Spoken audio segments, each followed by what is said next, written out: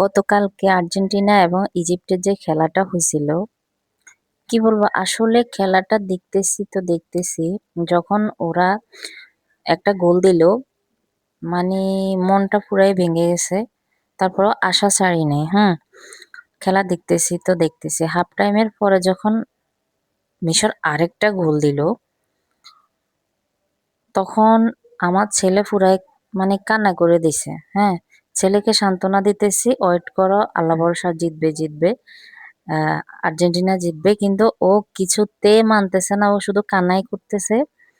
যখন 70 মিনিট হইল, আমার ছেলে তো খেলা ছেড়ে আহ, মানে টিভির সামনে থেকে উঠে চলে আসছে। এসে সে কি কান্না, ওকে কি সান্ত্বনা দেব। আমারও যে কেমন লাগছে, মানে মনে হইতেছে বুকুর উপরে কি একটা মনে হয় ভারী কিছু একটা বসে আছে, এরকম অবস্থা হয়েছিল।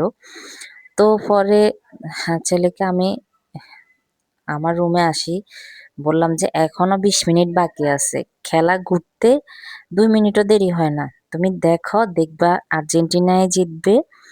অবশেষে 80 মিনিটের পরে যখন আর্জেন্টিনা একটা গোল দিল, কি যে বলবো আর, মানে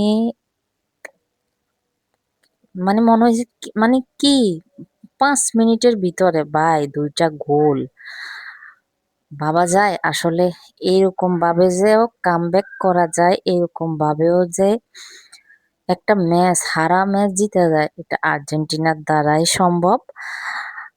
তো আমরা আশাবাদী ছিলাম আর্জেন্টিনা জিতবে। অবশেষে শেষ হাসিটাই আর্জেন্টিনায় জিতলো, আর্জেন্টিনায় হাসলো। আসলে এটা মেসির জন্যই সম্ভব হয়েছে। আমরা আশাবাদী ছিলাম যে আমরা বিজয় হব, ইনশাল্লাহ আমরা বিজয় হয়েছি, আর্জেন্টিনা বিজয় হয়েছে। তো আসলে কি বলবো, যখন আর্জেন্টিনা খেলা শেষ হলো, আর্জেন্টিনা জিতলো, ভাই আমি নিজেও কেঁদে দিছি। আমার কাছে মানে কি বলবো, খুশিতে কেঁদে দিছি।